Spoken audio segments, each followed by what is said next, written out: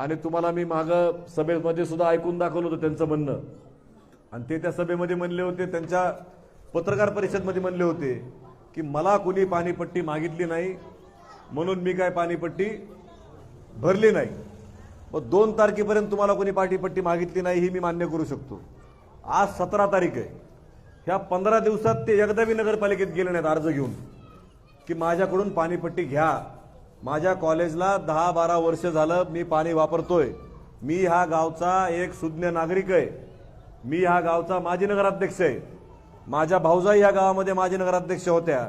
माझी जबाबदारी किंवा माझ्या आता पाण्याचं बिल तुम्ही दिलं पाहिजे म्हणून मोदी साहेबांनी 2 तारखेपासून ते आज 17 तारखेपर्यंत नगरपालिकेत गेले नाहीत. पोलीस स्टेशनला 3 वेळेस गेले पण नगरपालिकेत एकदाही गेले नाहीत.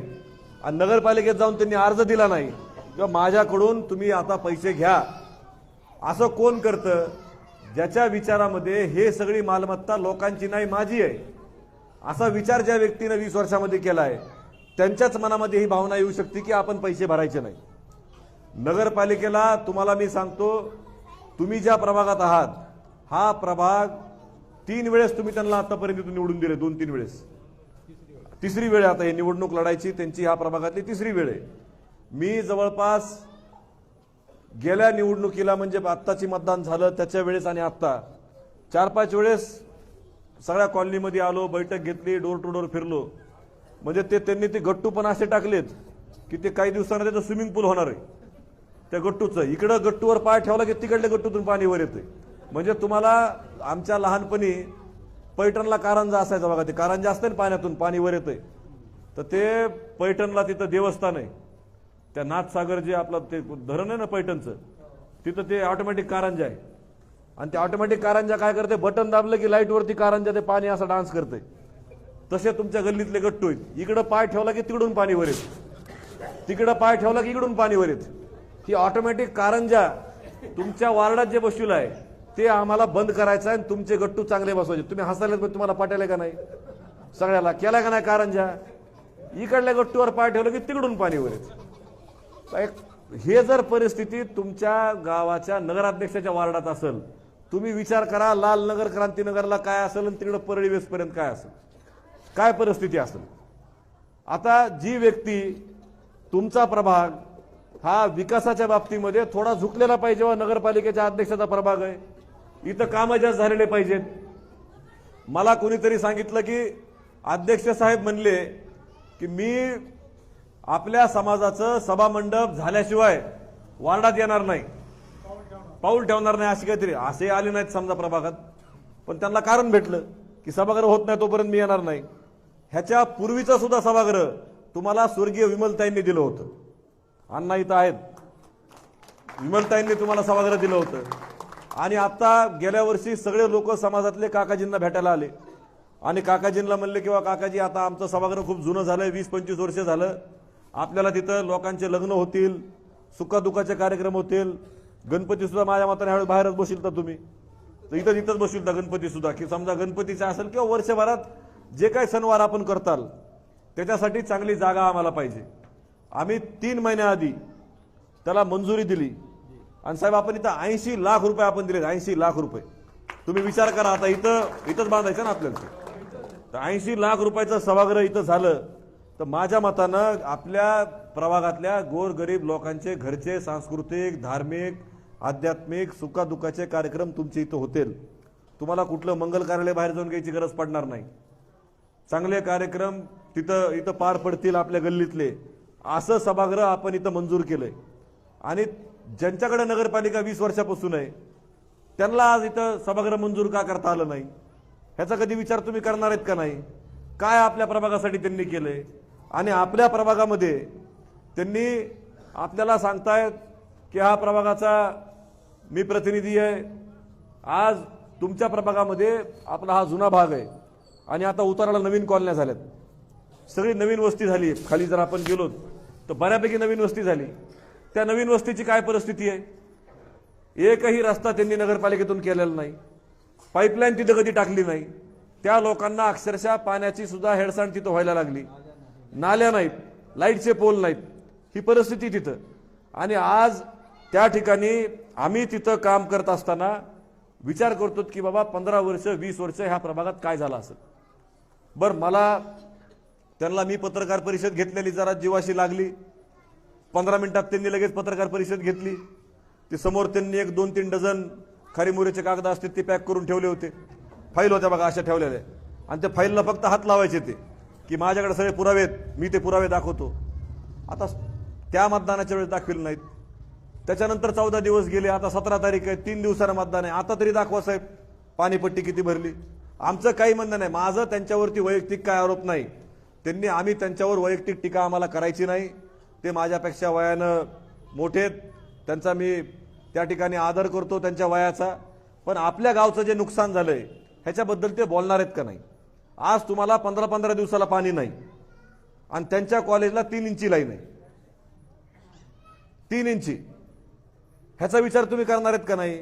मग ही 3 इंची पाईपलाईन टाकण्याची ताकद तुमच्या मतदानामुळे त्यांना भेटलेली आहे आणि ते तुम्हाला आज काढून घ्यायची मतदानाच्या माध्यमातून. कारण मतदान ही एक ताकद आहे. 5 वर्ष तुम्हाला तो प्रतिनिधी तुमच्या प्रभागाचं काम करण्यासाठी तो उभा आहे आणि आज पाणी तुमच्या भागात जर त्या ठिकाणी येत नसेल तर तुम्ही त्याचा विचार केला पाहिजे. ह्यांनी 15 वर्षामध्ये काय केलं, पाणी पुरवठ्याची योजना आणली नाही. तुम्हाला सर्वांना माहिती की ह्या पूर्वी योजना विमलताई असताना आपल्या गावाला पाणी आलेलं आहे धनेगावचं, आणि आता आपल्या आमदारांनी पाणी मंजूर करून आणलंय. पाण्याचं काम पाईपलाईनचं चालू आहे. इथं सगळ्या माता भगिनी उपस्थित आहेत. मी तुम्हाला सांगतो, पाणी आपल्या इथं काम चालू आहे. पाण्याचं काम आपलं पुढच्या दिवाळीपर्यंत संपणार आहे. तोपर्यंत तुम्हाला मला त्रास होणार आहे. पण आपण आपल्या गावामध्ये आता 7 नवीन टाक्या बांधायलो, 7 आणि 7 नवीन टाक्या बांधून पूर्ण पाईपलाईन गावात नवीन टाकलो. आणि आपलं जे तिथलं मोटर आहे धनेगावच्या धरणातली आंबेजोगाईची, ती आपण आणखी पाण्यामध्ये घेतली की उद्या पाऊस जरी कमी पडला तर आपल्याला ती मोटर कामाला यावी आणि पाण्याचा उपसा करता यावा आणि ते पाणी अंबाजोगाईला आणता यावं. ह्या भूमिकेनं आम्ही ती योजना मंजूर करून आणली. 206 कोटी रुपयाची योजना आहे. काम त्याचं चालू आहे. 1 वर्षाच्या आत दिवाळीपर्यंत काम संपणार आहे आणि त्याच्यानंतर तुम्हाला पाणी त्या ठिकाणी चांगल्या पद्धतीने भेटणार आहे. ह्या साहेबांनी एकही योजना मंजूर करून आली नाही. आता मग त्या शैलेशनं बोलत असताना सांगितलं की नागपूरच्या अधिवेशनामध्ये आमदारांनी बैठक घेतली आणि SRT हॉस्पिटलच्या दवाखान्याविषयी भूमिका मांडली. नवीन बिल्डिंग आणायच्यात, नवीन मशीन आणायच्यात, असं त्यांनी तिथं बैठक घेतली. तर मी ते बऱ्याचदा बघत होतो. साहेबांचे फेसबुकवरचे कार्यकर्ते, फेसबुकवरती साहेबांचे कार्यकर्ते काय लिहायला लागलेत, आमदारांना काय लागले, म्हणले दवाखान्याची बिल्डिंग बांधून काय होणार आहे, मशीन आणावं लागेल. साहेब मशीन आणावंच लागेल. आता तुम्ही बऱ्यापैकी लोक इथं बांधकामाचं काम बघतात. घरात सोफा आधी आणावं लागेल का स्लॅब पहिले टाकावं लागेल, काय टाकावं लागेल, पहिले स्लॅब टाकावं लागेल ना. का घराचं बांधकामाचं काम सुरू केलंय आणि आपण पहिल्यांदा सोफ्याची ऑर्डर द्यायला जातो का, खुर्च्या आणतो का. आपण पहिले घर बांधतो, घर बांधल्यानंतर त्याला रंगरंगोटी करतो, फरशी करतो आणि मग आपण म्हणतो की आपल्याला सोफा पाहिजे, पलंग पाहिजे, टेबल पाहिजे, फर्निचर पाहिजे, काय समजा किचनचं सामान पाहिजे. अंबाजोगाईच्या दवाखान्याचं पण तसंच आहे. आपल्याला उद्या मशीन चांगल्या घ्यायच्या असतील तर त्याला आज बिल्डिंग पहिले बांधावं लागेल मशीन ठेवायला, मग डॉक्टर इथे येतील आणि ते काम आमदाराच्या माध्यमातून तिथं चालू आहे. बरं, आमदार नागपूरला गेल्या, अजितदादांना त्यांनी त्या ठिकाणी पैसे मागितले. साहेबांना काय जायला अडचण होती नागपूरला, आणि काय अडचण होती गावासाठी पैसे मागायला. अधिवेशन तर ते जाऊ शकतात, त्यांचा पक्ष सुद्धा सत्तेत आहे. जायचं अजितदादाकडं की दादा माझ्या अंबाजोगाईला तुम्ही दवाखान्यासाठी इतके पैसे द्या, माझ्या अंबाजोगाईला तुम्ही इतके पैसे द्या. 1 रुपये त्यांनी त्या ठिकाणी आपल्या गावासाठी मागितले नाहीत. आणि आज नगरपालिकेची निवडणूक 2-3 दिवसावरती असताना सुद्धा त्यांचं गावाकडं उद्याच्या भविष्याच्या दृष्टीनं काही त्यांच्याकडे प्लॅनिंग नाही. तुमच्या प्रभागावर तर अन्याय झालेला आहे. आज तुमच्या प्रभागामध्ये ढोर गल्लीत जा, तिथलं सभागृह बांधलेलं नाही. आपल्या गल्लीत या, इथलं सभागृह बांधलेलं नाही. स्मशानभूमी आमदारांच्या माध्यमातून झालेली आहे, सभागृह आमदारांच्या माध्यमातून झालेलं आहे, पाणी पुरवठा आमदारांच्या माध्यमातून झालेली योजना मंजूर करून आली, दवाखाना आमदारांच्या माध्यमातून आपण मंजूर करायलो. मग आपण ज्यांना नगरसेवक केलंय त्यांनी एक रस्ता तरी नवीन आपल्या गल्लीत केलाय का, ह्याचा विचार आम्ही करावा लागेल. आणि निवडणूक ही तुमच्यासाठी 5 वर्षासाठी एकदा तुम्हाला येणार आहे संधी माणूस निवडायची. आणि मला खात्री आहे की ज्या पद्धतीनं किरण भालेकरनं निवडणुकीला उभारायच्या आधी सुद्धा लॉकडाऊनमध्ये आपल्या भागात जे काम केलंय, मग ते सॅनिटायझरच्या माध्यमातून असेल, लोकांना मास्क वाटण्याच्या माध्यमातून असेल, रक्तदान शिबिराच्या माध्यमातून असेल किंवा आरोग्य शिबिराच्या माध्यमातून असेल, सगळ्या गोष्टीच्या माध्यमातून त्यांनी आपल्या प्रभागामध्ये काम करण्यासाठी प्रयत्न केलाय। आणि ही निवडणूक तुम्हाला नगरसेवक कसा पाहिजे? नगरसेवक तुमच्या फोनला फोन केल्यानंतर येणारा पाहिजे, तुम्ही त्याला काम सांगितल्यानंतर ऐकणारा पाहिजे, त्याचं वय कसं पाहिजे? आज शोएबकडे बघा, किरणकडे बघा, ह्यांच्याकडे उद्या 20-25 वर्ष काम करण्याचं वय। तुम्ही त्यांना काम करून तुम्ही त्यांना हक्कानं सांगू शकता, गल्लीत बोलू शकता आणि तुम्ही त्यांच्या माध्यमातून काम करून घेऊ शकता। आज निवडणुकीला लागल्यानंतर आपल्या शहरामध्ये अनेकशा गोष्टी आहेत ज्या आपल्याला करायच्यात।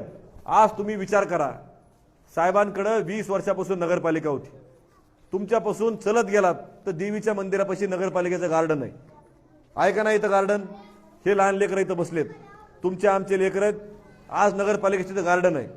किती वर्ष झालं बरं गार्डन बंद आहे? घसरगुंडी तर आहे का त्या गार्डनमध्ये? 15 वर्षापासून गार्डन बंद आहे, 15 वर्ष झालं। 15 वर्षामध्ये साधी घसरगुंडी तुमच्या गल्लीच्या उताराला तिथं नाही, गार्डनमध्ये नाही। तुमच्या आमच्या लेकरांनी जायचंय कुठं? आज आमदारांनी तिथं 10 कोटी रुपये त्या गार्डनला तिथल्या मंजूर करून आणलेत। उद्या तुमच्या गल्लीतले लेकरं ते गार्डन झाल्यानंतर तिथं घसरगुंडी, झोका, त्यांना जे वडीलधारी लोक आहेत त्यांना फिरण्यासाठी वॉकिंग ट्रॅक, ज्यांना व्यायाम करायचा आहे पण जिमला जाऊ शकत नाहीत, पैसे भरू शकत नाहीत, त्या लोकांसाठी ओपन जिम आपण करायला लागलो। ह्या सगळ्या गोष्टीचा प्लॅन आपण तयार केलाय। उद्या तुमचे आमचे पुढची पिढी तिथं जाऊन गार्डनमध्ये जाणार आहे, देवीच्या मंदिरापाशी ते आपण गार्डन केलंय। मग हे जर आमदारांना दिसू शकतंय तर ज्यांच्या ताब्यामध्ये नगरपालिका 25 वर्षापासून आहे त्यांना हे का दिसत नाही? तुम्ही ह्याचा विचार केला पाहिजे। आणि फक्त आपल्या म्हणण्यावरती तुम्ही त्यांना निवडून देत गेलात, तुम्ही त्यांना निवडून दिलं आणि तुमचं मत गृहीत धरून त्यांनी पाणी पुरवठ्याची योजना कॉलेजकडे नेली, घरपट्टी भरली नाही। मी त्यांना म्हणलो तर ते मला म्हणले तुम्ही तुमचं कसं आहे बघा, आम्ही आमचं काय ते बघतो, आम्ही पैसे भरायचेत का नाही, नगरपालिकेने आम्हाला मागितले नाहीत। अहो, नगरपालिकेने पैसे मागायची आवश्यकता नाही, तुमचा कर्तव्य आहे ते, तुम्ही गेलं पाहिजे नगरपालिकेत अर्ज करून। तुम्हाला जायचं नसेल, तुम्ही इतकी मोठी संस्था आहे, तुमच्या ताब्यात एखाद्या शिपायाला पाठवायचं, तुमच्या कॉलेज शाळेच्या बँकेच्या एखाद्या कर्मचाऱ्याला पाठवायचं, किंवा साहेबाचा अर्ज आहे, काय आमची पाणीपट्टी सांगा, साहेबाला पैसे भरायचेत म्हणून। तुम्ही 20 वर्षात ते केलं नाही। आणि आज इतक्या लोकांना खोटे शब्द राजकारणात द्यायला लागलेत, अनेक लोकांना। तुमच्याही प्रभागात तर किती लोकांना म्हणले असते महिन्याभरात नोकरीला लावतो, की ते तुमच्याच वार्डातल्या लोकांना माहिती। मला तर 100-1 जण भेटले असतील की आम्हाला शब्द दिलाय, अर्ध्या लोकांना नोकरी लावतो आणि अर्ध्या लोकांना स्वीकृत सदस्य करतो म्हणले। म्हणजे तू माझ्याबरोबर राहा, तुला नगरपालिकेत मी स्वीकृत सदस्य करतो। अरे, स्वीकृत सदस्य करण्याचा सुद्धा नियम आहे, तो त्या संस्थेचा, एखाद्या संस्थेचा, समाजसेवे सेवाभावी संस्थेचा 5 वर्ष अध्यक्ष असला पाहिजे, ती सेवाभावी संस्थेचं ऑडिट झालेलं असलं पाहिजे। ह्या सगळ्या गोष्टीच्या अटी शर्ती असतात। भेटल त्याला नगरसेवक करतो, भेटल त्याला नोकरीला लावतो। बा, तुम्हाला आज प्रभागातले लोक नोकरी लावायचे आठवलेत, 5 वर्षात का आठवले नाहीत? आणि ज्या प्रभागात तुमचं घर आहे त्या प्रभागात तुम्ही का उभारत नाहीत? ह्याचा विचार तुम्ही करणार आहेत का नाही लोक सगळे?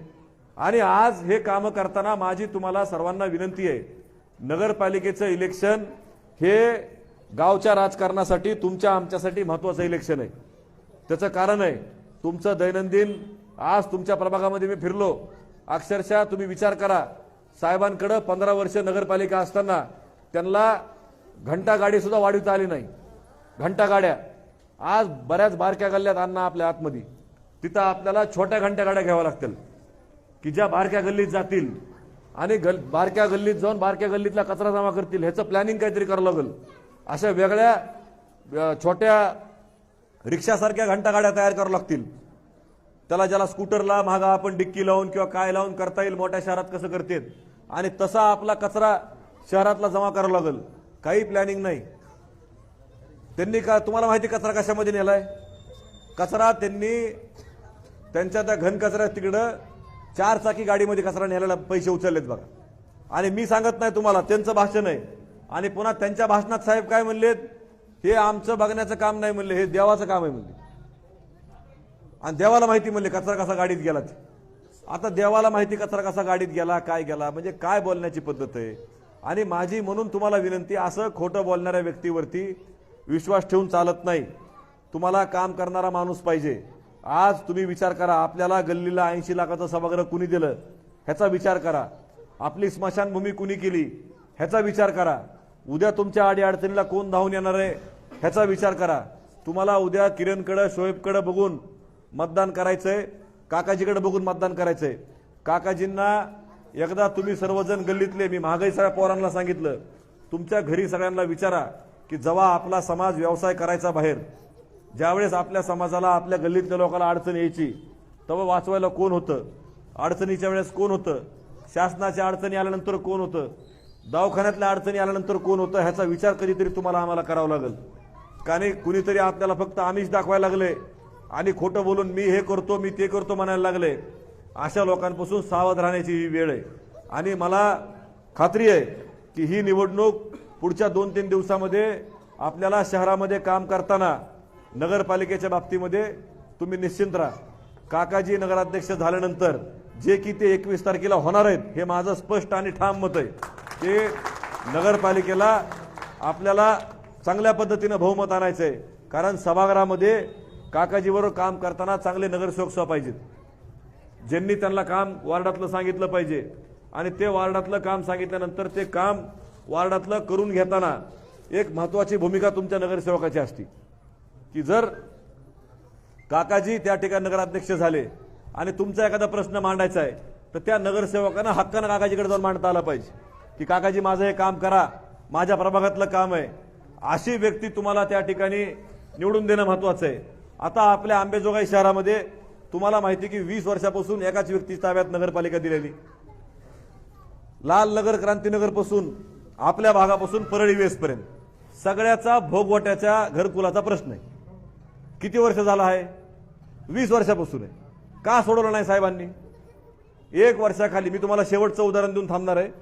1 वर्षाखाली बीडला बैठक झाली. बीडच्या बैठकीला कलेक्टर साहेब होते, मंत्री होते, आपल्या आमदार होत्या आणि घरकुलाचा विषय निघाला. आणि त्या घरकुलाच्या विषयामध्ये 6 नगरपालिका आहेत बीड जिल्ह्यात. तर 6 नगरपालिकेचं टार्गेट विचारलं गेलं की बीडला काय परिस्थिती आहे, परळीला काय परिस्थिती आहे, माजलगावला काय, अंबाजोगाईला काय, धारूरला काय, गेवराईला काय, अशा सगळ्या नगरपालिकेचा आढावा घेत होते. आणि ते आढावा घेताना अंबाजोगाईचं घरकुलाचं टार्गेट जे नगरपालिकेनं पूर्ण करायला पाहिजे त्या सगळ्यात खालचा नंबर आपल्या नगरपालिकेचा होता. मग आमदारांनी सीओला विचारलं की काय कारण आहे बाबा, आपल्या गावचा नंबर सगळ्यात खाली आहे, घरकुल तुम्ही का करत नाहीत? नाही म्हणले, ताई आपलं भोगवट्यामध्ये लोकांचे नावं लागले नाहीत त्यामुळे आपल्याला त्यांना घरकुल देता येत नाही. मग दुसऱ्या दिवशी आमदार अंबेजोगाईला आल्यानंतर आमदारांनी रहीम साहेबाला बोलवलं. संजय गंभीरे होते, सारंग पुजारी होते, सीओ साहेबांना, मस्के साहेब, आम्ही सगळे होतो. सगळे जणांनी आम्ही सीओ मॅडमला, आपलं गुट्टे साहेब सीओ होते त्यावेळेस, त्यांना बोलवलं. आमदारांनी बैठक घेतली आणि आमदारांनी विचारलं की बाबा गेवराईला झालंय तर अंबाजोगाईला का होऊ शकत नाही? आपल्या आमदारांनी गेवराईच्या आमदाराला फोन लावला आणि विचारलं की तुम्ही हे कसं केलंय? मी माझे 2-3 लोक आता गेवराईला पाठवायला लागले, त्याचा अभ्यास तुम्ही त्या फाईलचा करा आणि त्या फाईलचा अभ्यास करून मला तुम्ही त्या अंबेजोगाईला कसं करायचं सांगा. आम्ही लोक गेवराईला पाठवले, फाईलचा अभ्यास केला आणि फाईलचा अभ्यास केल्यानंतर आम्ही ते योजना समजून घेतली आणि अंबाजोगाईला ते अंमलबजावणी करण्यास ठरवलं. तर जवळपास आज 500 लोकांपर्यंत 540 लोकांना गेल्या 1 वर्षामध्ये आमदारांनी घरकुल देण्याचं काम ह्या ठिकाणी केलं. आणि त्यांचं त्या भोगवट्यातलं नाव, त्यांचं नाव त्या घरावर लावण्याचं काम आणि ते प्रमाणपत्र देण्याचं काम आमदारांनी प्रत्येकाच्या बऱ्यापैकी लोकांच्या प्रातिनिधिक स्वरूपात घरी जाऊन ह्या ठिकाणी केले. आणि पुढच्या आणि आपल्या अंबेजोगाईला पुढच्या वर्षीचं जे टार्गेट आपण तिथं त्या ठिकाणी बीडला पाठवणार आहेत तर 1200 घरकुलाचं आपण पाठवलं. 1200 घरकुल आणि ते सुद्धा आपल्याला आमदारांच्या माध्यमातून मंजूर करून घ्यायचे. मग 20 वर्षापासून तुम्ही ज्या व्यक्तीला निवडून देताय त्यांनी तुम्हाला घरकुल दिलं नाही, टायमावर पाणी दिलं नाही, लाईट दिली नाही, तुम्हाला गल्लीत रस्ता दिला नाही, काय तर ते कारंजा दिला, इकडे पाय ठेवला की तिकडलं पाणी वर येतंय, तिकडलं ठेवलं की इकडलं वर येतंय. अशा व्यक्तीला तुम्हाला निवडून द्यायचंय का हे तरी तुम्हाला ठरवावं लागेल. नाही तर तुम्हाला ते असंच गृहीत धरतील, म्हणजे त्यांनी राहायचं वार्ड क्रमांक 10 मध्ये आणि मुलाला उभा करायचं वार्ड क्रमांक 1 मध्ये, मग 10 मध्ये का उभा करत नाहीत? तुम्ही कधीतरी विचार करा ना की काय कारण असेल. बरं, एवढं तुमच्यावर प्रेम आहे म्हणावं तर कामं बी तशी झाली नाहीत तुमची, कुठलेच कामं केले नाहीत. मग ती व्यक्ती आपल्या वार्डातून का उभा राहायला लागली? म्हणून मला तुम्हाला सांगायचं की मला खात्री आहे की अंबाजोगाईमध्ये ज्याप्रमाणे मतदाना दिवशी मी सुद्धा तुमच्या बूथवरती येऊन लोकांना भेटलो, बऱ्याच लोकांचा जो उत्साह होता त्या उत्साहामध्ये दिसत होतं की काकाजी आणि किरण भालेकरला ह्या भागातून लीड भेटणार आहे. आणि हे आम्हाला तुमच्या त्या दिवशीच्या मतदानाच्या तुमच्या आमच्याकडे बघण्याच्या चेहऱ्यावर आम्हाला ते समजत होतं. म्हणून आता किरण भालेकर बरोबर ह्या प्रभागातून आपल्याला शोएब खुरेशींच्या आईला म्हणजे शमशाद बेगम आयुब यांना आपल्याला त्या ठिकाणी निवडून द्यायचंय आणि त्यांचं चिन्ह छत्री आहे. आणि ते चिन्ह सांगण्यासाठी आणि प्रचार करण्यासाठी आम्ही सर्वजण इथं आलेलो आहोत. म्हणून माझी तुम्हाला विनंती आहे, केलेले कामं मी तुम्हाला सांगितलेत, त्यांच्याकडून राहिलेले कामं तुम्हाला सगळे माहिती आहेत, पण हे सगळ्या गोष्टी तुम्ही आम्ही विसरून चालणार नाहीत. मध्यंतरी जरी प्रचार थांबला असला तरी पुढचे 2 दिवस आपल्याला सर्वांना एकमेकाला विश्वासात घेऊन सगळं मतदान करून घेणं महत्त्वाचं आहे. म्हणून माझी तुम्हाला विनंती आहे, आज 2 दिवसाआधी मतदानाच्या येऊन मी तुम्हाला विनंती करायला लागलो. प्रभागामध्ये आपण डोर टू डोर रॅली सुद्धा सगळ्यांनी काढली. आपले उमेदवार प्रत्येकाला 2-3 वेळेस, 4 वेळेस, 5 वेळेस भेटून गेलेत. त्यांनी आशीर्वाद तुमचा मागितलाय, तर त्यांना तुम्ही आशीर्वाद द्या. भविष्यामध्ये आपला प्रभाग ज्याप्रमाणे प्रभाग क्रमांक 1 आपल्या शहरामध्ये या ठिकाणी इथं मताधिक्य काकाजींना आणि किरण भालेकरला आणि आपल्या शमशाद बेगम आयुब यांना देणार आहे, त्या तुलनेमध्ये हे सगळे कामं ह्या सभागृहासहित चांगल्या दर्जाचे कामं होतील. तुमच्या गल्लीतल्या लोकांना मंगल कार्यालय किराणा घ्यायची गरज पडणार नाही, इतका चांगला हॉल आपण इथं बांधू. ज्या लोकांचे कामं लग्न आपल्याला सगळे ह्याच्यात करता येतील त्या माध्यमातून आम्ही काम करू. पण तुमचा आशीर्वाद आमच्या पाठीमागे असू द्या. तुम्ही आम्हाला काम करण्याची संधी द्या. तुमचा आशीर्वाद हीच आमच्या परिवाराची ताकद आहे. तुमचा आशीर्वाद हीच या मुलांची ताकद आहे. त्या आशीर्वादासाठीच आज आम्ही तुमच्या पुढे आलेलो आहोत. म्हणून तुम्ही येणाऱ्या 20 तारखेला मतदान आहे. आपली निशाणी छत्री आहे. ह्यावेळेस तुम्हाला एकच मतदान करायचं आहे, एकच मशीनमध्ये असणार आहे. एक मशीनवरती पहिल्या क्रमांकाचं नाव ह्यांचं त्या ठिकाणी तिथं आहे. त्यांचं चिन्ह छत्री आहे. छत्री म्हणजे तुम्हाला विकासाची खात्री, ह्या दृष्टीनं तुम्हाला ते लक्षात ठेवायचं आहे. आणि त्या दृष्टीनं आपण विकास डोक्यात ठेवून आपण भविष्यामध्ये आमदाराच्या माध्यमातून चांगले कामं होणार आहेत, ह्या भूमिका लक्षात ठेवून तुम्ही आम्हाला मतदान करा, आम्हाला काम करण्याची संधी द्या, एवढी विनंती तुम्हाला ह्या प्रसंगी इथं करतो. आणि 20 तारखेपर्यंत आपल्या सर्व तरुण मुलांनी सुद्धा संयम ठेवा. तुम्हाला ते कारण नसताना वेगळं काही बोलण्याचा प्रयत्न करतील, काहीतरी चुकीचं बोलण्याचा प्रयत्न करतील, कारण नसताना त्या ठिकाणी वेगळं बोलण्याचा प्रयत्न करतील, तर आपला संयम ठेवून आपल्याला आपल्या गावची सेवा करायची, लोकांची सेवा करायची, ह्या दृष्टीनंच आपल्याला काम करायचं. हे आपल्या मनामध्ये ठेवून सगळ्यांनी शांत संयम देणं हे निवडणूक तिथं पार पाडावी.